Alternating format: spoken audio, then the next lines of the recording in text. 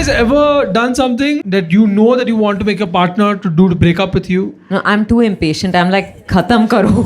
I can't wait for, You have self-worth, that's the problem.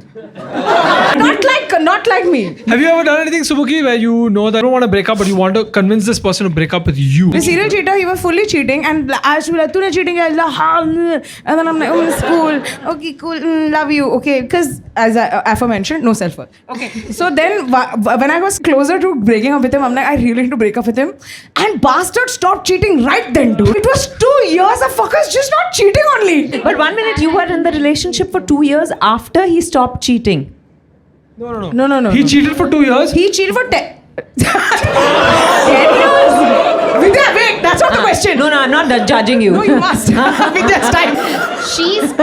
She lost interest as soon as he stopped cheating on her. Oh, is God, that was it? that the case? No.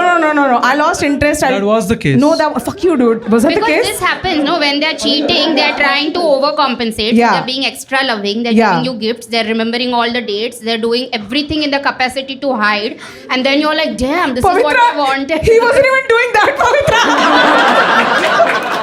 But Pavi, you have some solid insight, huh? Third wheel, bro.